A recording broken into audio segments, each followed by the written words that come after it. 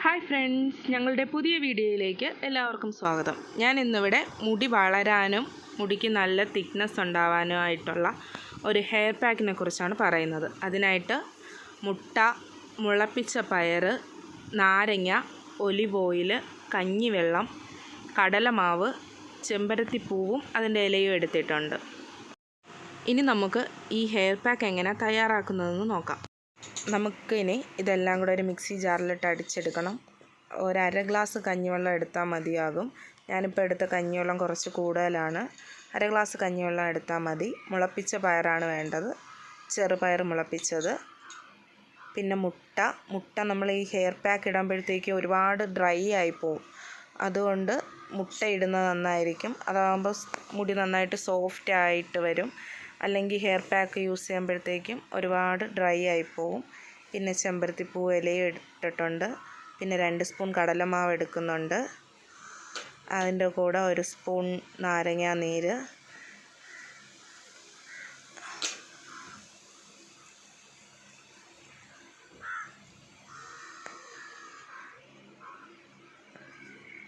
പിന്നെ ഒരു 2 spoon olive ഓയിലോ വെളിച്ചെണ്ണയോ നിങ്ങൾക്ക് കിട്ടുന്നത് എടുക്കാം. ഞാൻ ഇപ്പോൾ ഒലിവ് ഓയിലാണ് എടുത്തേക്കുന്നത്. ഒരു 2 സ്പൂൺ ഒലിവ് ഓയിലും കൂടെ ചേർത്ത് കൊടുക്കുക.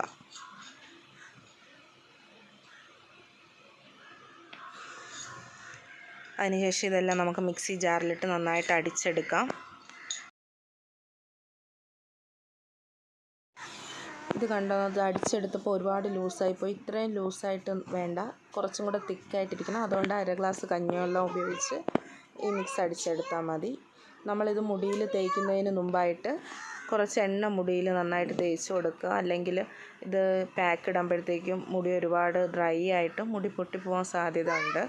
അതുകൊണ്ട് കുറച്ച് എണ്ണ തേച്ചിട്ട് മുടിയിലും സ്കാൽപ്പിലുമായിട്ട് നന്നായിട്ടിത് തേച്ച് കൊടുക്കുക. ഈ പാക്ക് നന്നായിട്ട് തേച്ച് കൊടുക്കുക. മുടി ഫുള്ള് നന്നായിട്ട് തേച്ച് പിടിപ്പിക്കുക. അതിനുശേഷം ഒരു 30 മിനിറ്റ് നമ്മൾ വെയിറ്റ് ചെയ്യുക. 30 മിനിറ്റ് കഴിഞ്ഞ ശേഷം വെറുതെ വെള്ളത്തിൽ കഴുകി കളഞ്ഞാൽ മതി. ഷാമ്പൂവും കണ്ടീഷണറും ഒന്നും ഉപയോഗിക്കേണ്ട. മുട്ട ഉപയോഗിച്ചത് കൊണ്ട് തന്നെ മുടി ഒരുപാട് ഡ്രൈ ആവത്തില്ല, നന്നായിട്ട് സോഫ്റ്റ് സിൽക്കി ആയിട്ട് കിടക്കും. അതുകൊണ്ട് ഇതിൽ ഷാമ്പൂവും കണ്ടീഷണറും ഒന്നും യൂസ് ചെയ്യാതെ വെറുതെ കഴുകി കളഞ്ഞാൽ, നന്നായിട്ട് കഴുകി കളയണം. പൊടിയൊന്നും ഇരിക്കാത്ത രീതിയിൽ നന്നായിട്ട് കഴുകി കളയുക.